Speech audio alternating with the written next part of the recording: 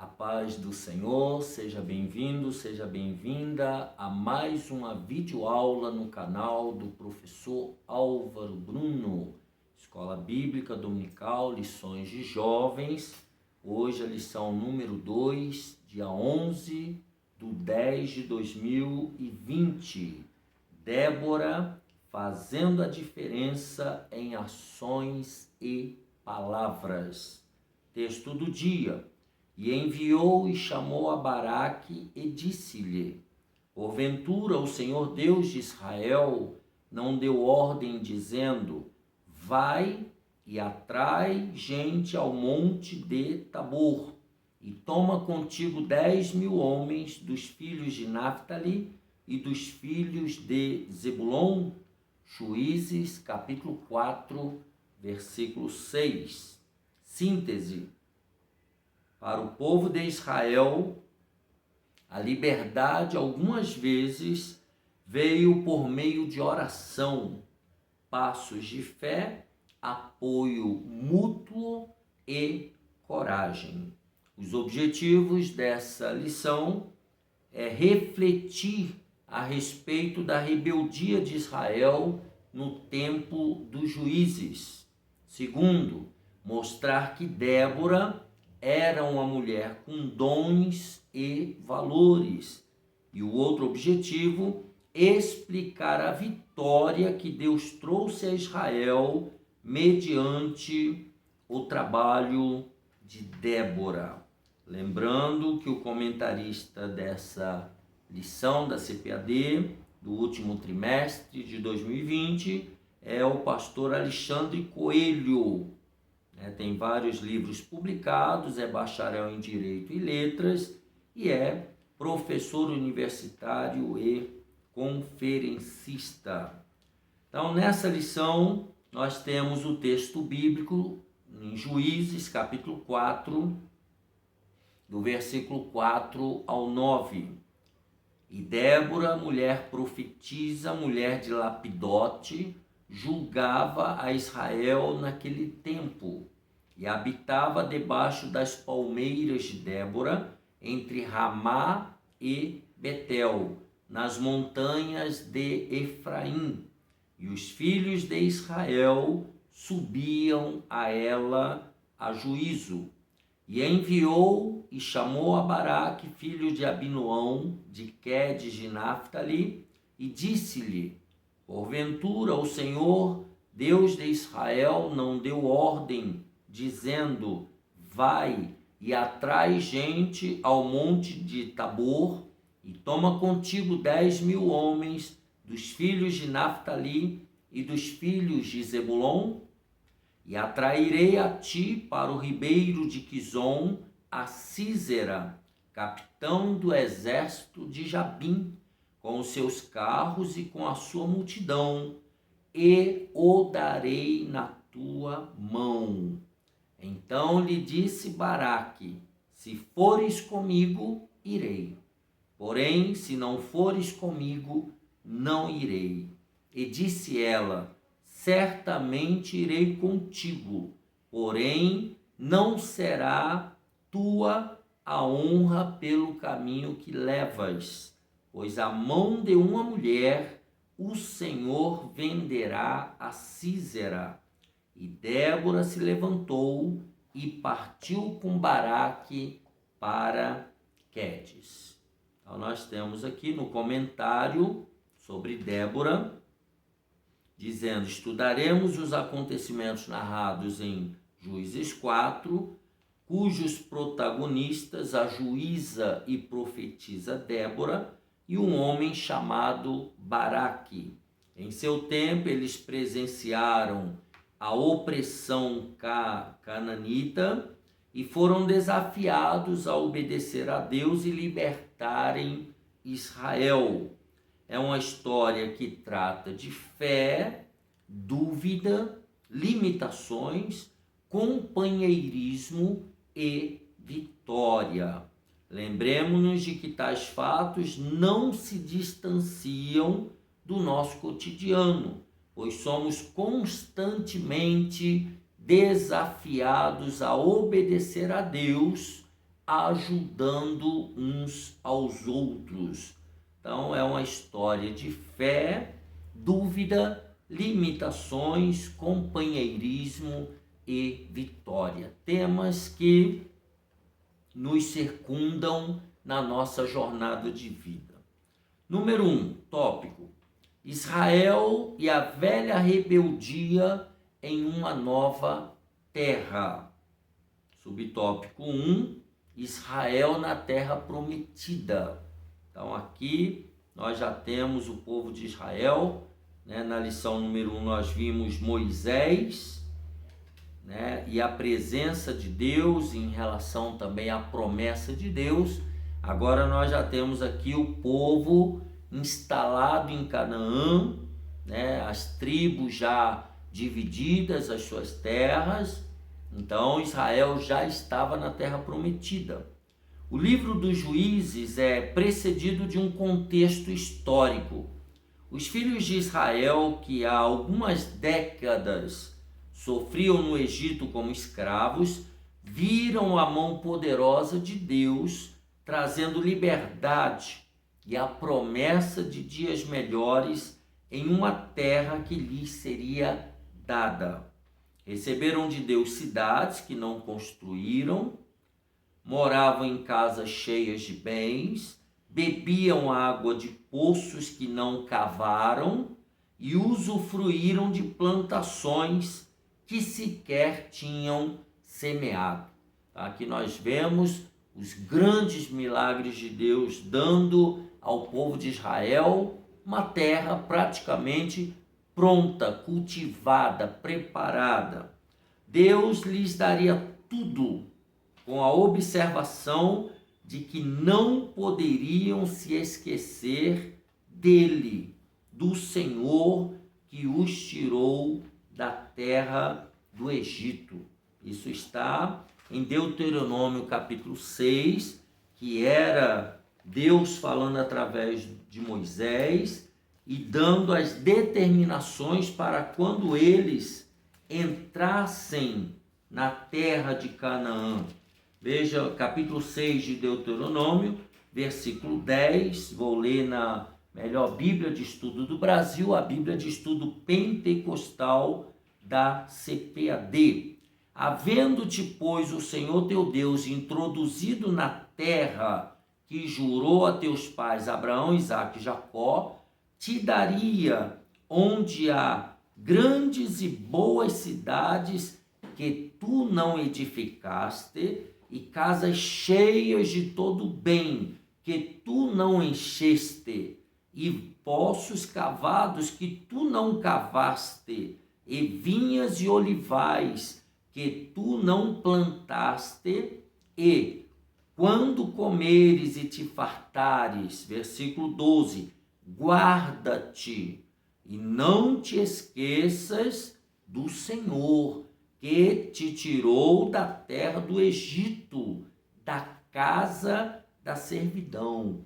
O Senhor teu Deus temerás, e a ele servirás, e pelo seu nome jurarás.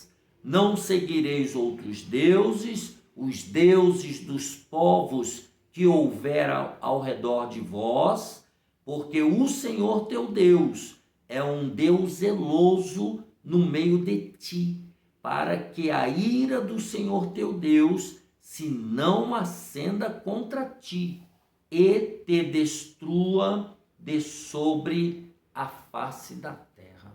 Então aqui está a promessa de Deus dizendo, olha, quando vocês entrarem lá, vocês terão tudo do bom e do melhor, mas vocês precisam continuar a me obedecer. As instruções eram diretas e simples. Eles deveriam seguir os mandamentos do Senhor, praticarem a justiça uns para com os outros e ensinar às gerações futuras o que Deus lhes fez presenciar. Mas, entre a perspectiva e a realidade, existem diferenças. Em sua onisciência, Deus sabia que os filhos de Israel se esqueceriam dos seus mandamentos, ou seja, Deus já sabe de tudo.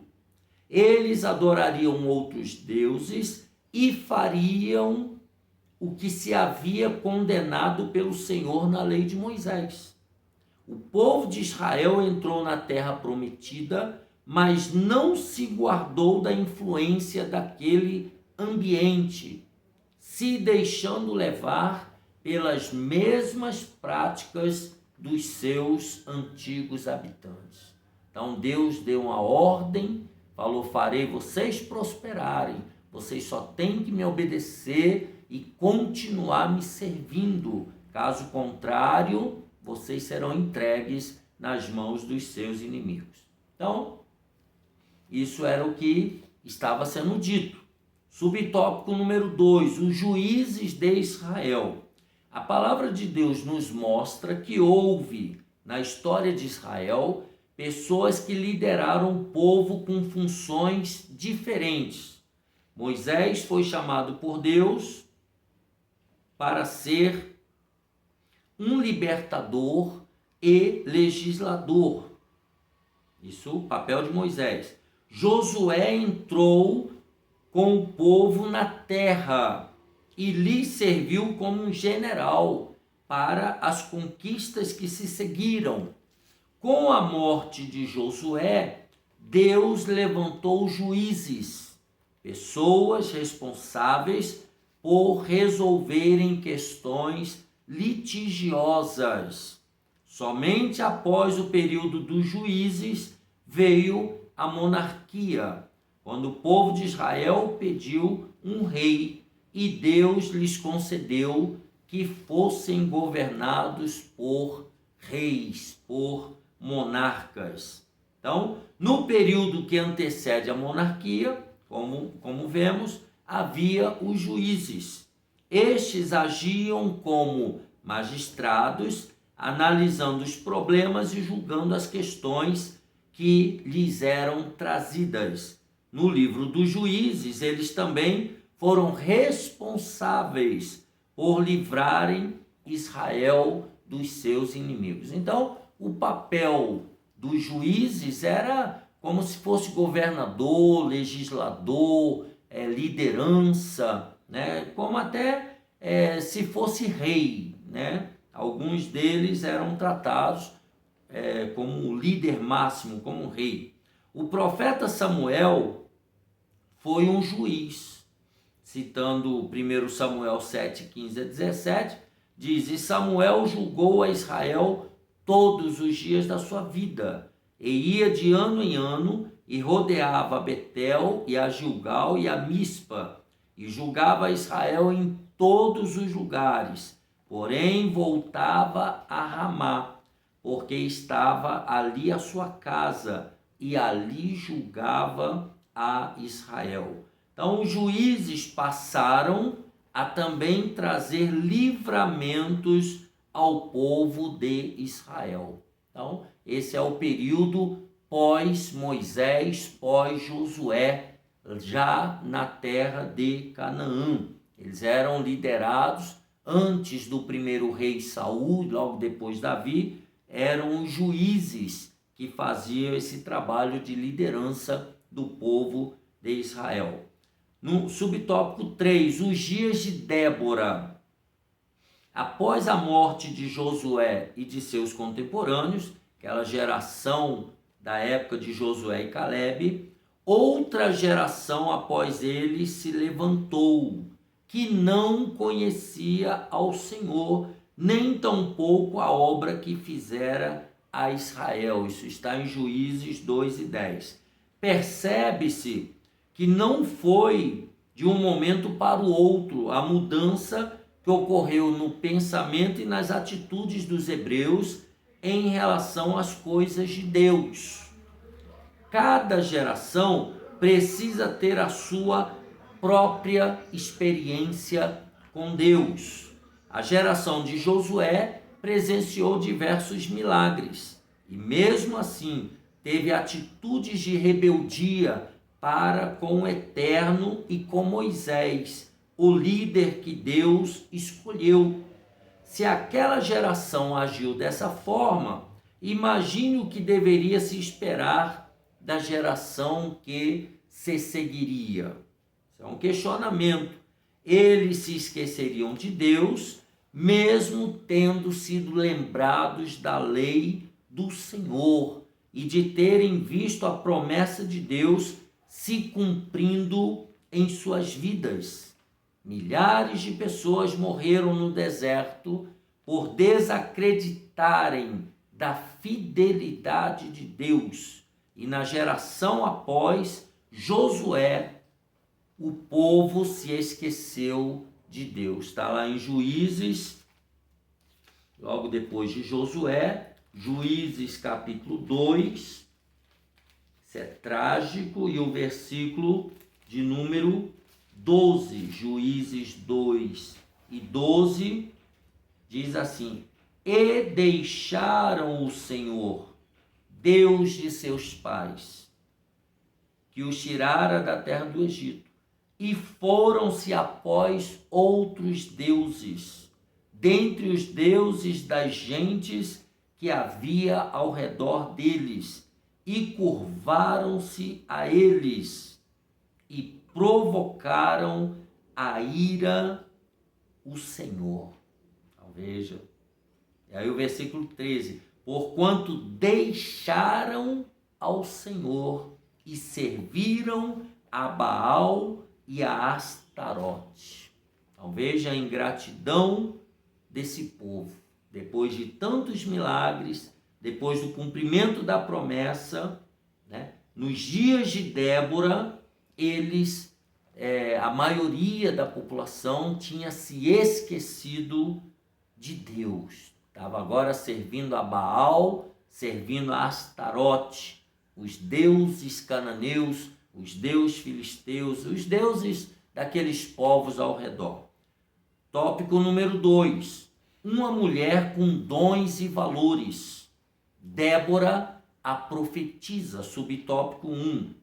A palavra de Deus descreve Débora como uma mulher que profetizava e julgava a Israel. Matthew Henry comenta que o nome Lapidote do esposo de Débora significa lâmpada. Lapidote, lâmpada. E que rabinos ensinam que Débora fabricava pavios para as lâmpadas do tabernáculo. O texto não entra em detalhes a respeito do ministério de Débora, como alguém que trazia os oráculos de Deus para os israelitas. Nem fala quantas profecias foram dadas ao povo por ela. Entretanto, deixa claro que havia da parte de Deus uma mensagem a Baraque, pessoa escolhida pelo Senhor para libertar a Israel. Então aqui, esse tópico diz que essa mulher, a mulher de Lapidote, Lapidote significa lâmpada, essa mulher tinha um ministério após a morte do seu marido. Ela então foi levantada como juíza e profetisa. E agora Deus enviaria livramento aos filhos de Israel, pois estes clamaram ao Senhor. Está lá em Juízes 4:3, né? Clamaram ao Senhor, porquanto Jabim tinha 900 carros de ferro, e por 20 anos oprimia os filhos de Israel violentamente. Juízes 4 e o versículo de número 3. Então o povo estava sendo oprimido por 20 anos, né? E agora eles clamaram ao Senhor. Eles pediram ao Deus de Israel livramento. E aí o comentarista diz: Jabim era o rei de Canaã e tinha ao seu serviço um homem chamado Císera, ou Císera, né? Pelo teor do texto, Jabim exercia sua opressão de forma violenta contra os hebreus. e estes clamaram ao Senhor. É triste quando uma pessoa se lembra de Deus somente nos momentos de aperto e dificuldades. Parece comigo e com você, né? Sempre na hora da luta, da angústia, que a gente corre para os pés de Deus, né? Israel, segundo os padrões de Deus, tinha garantida uma vida protegida pelo próprio Deus, mas preferiu seguir ciclos onde era oprimido por suas desobediências. Então, o povo de Israel, constantemente, no período de Juízes, por causa da sua desobediência, era dominados por reis pagãos. Tá? Débora julgava Israel. Subtópico 2. Débora é descrita não apenas exercendo o ministério profético em Israel, mas também julgando questões trazidas pelo povo.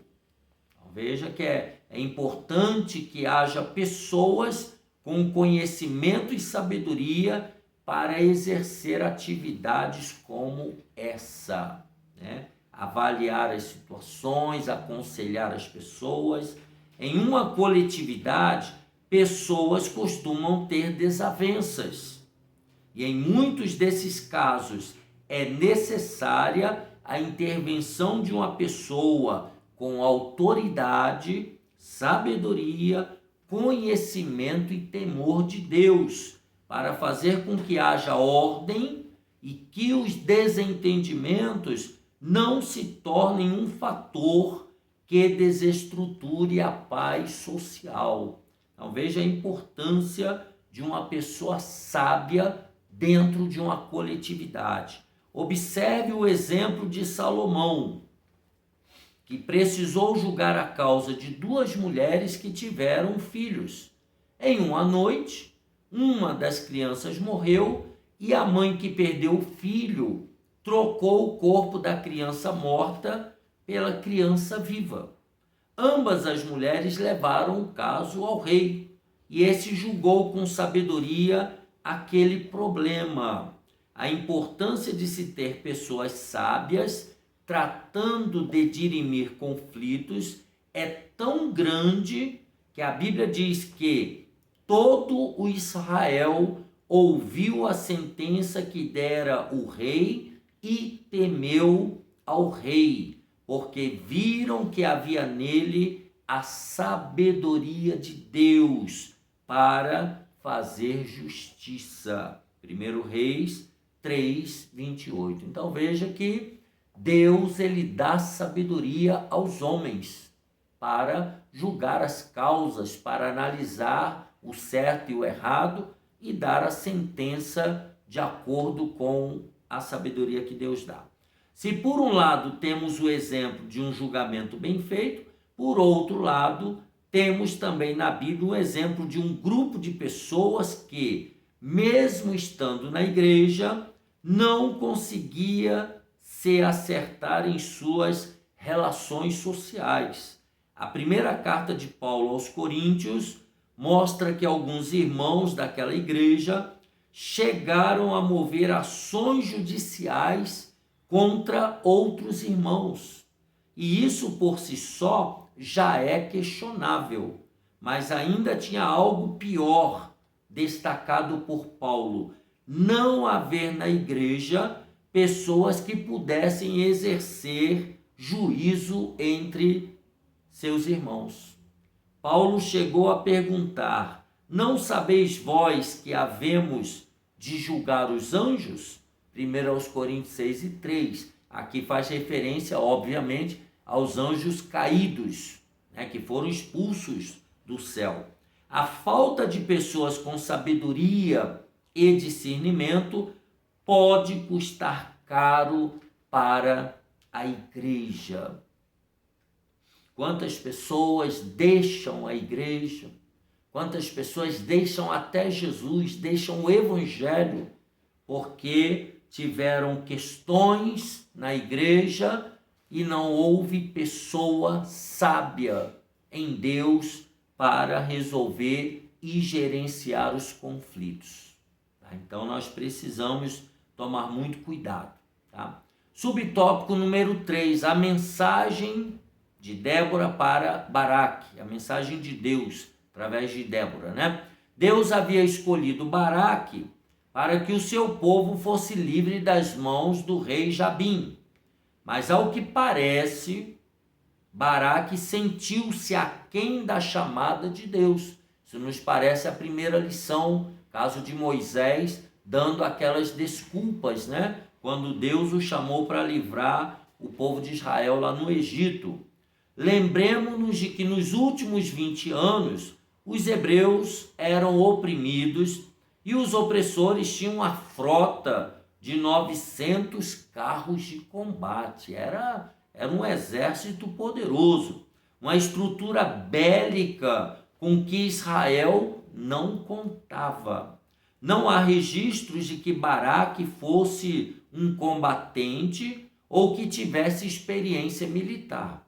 De repente, esse homem ouve uma profetisa orientando-o a que reúna homens de 2 tribos e se dirijam ao ribeiro de Quizon, onde Sísera viria contra eles. Era uma situação que provavelmente deixaria algumas pessoas assustadas, mas Deus sempre sabe o que faz. O problema é que Baraque aqui, como Moisés, ele olhou para a sua própria pessoa. Ele não olhou para o Deus que estava fazendo a chamada. Tá? No número 3, tópico número 3, a vitória que Deus trouxe. Débora encoraja Baraque, subtópico 1.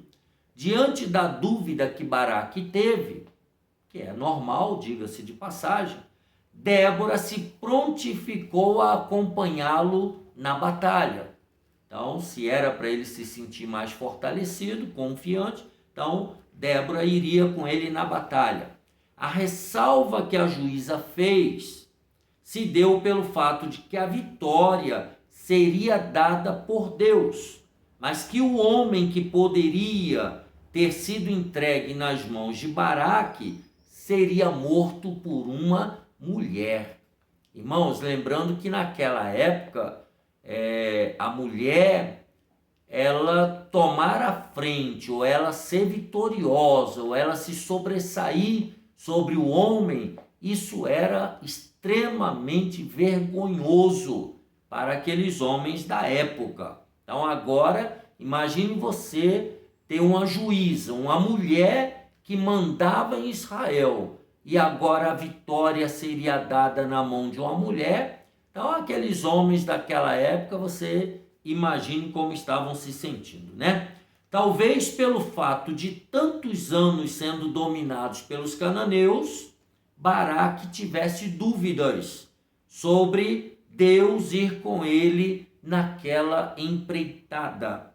Mesmo pedindo uma garantia de que Deus seria com ele, Baraque reuniu os homens e obedeceu. Então, no final das contas, ele obedeceu. Pelo texto sagrado, entendemos que Baraque se sentiu inseguro diante do desafio lançado por Deus.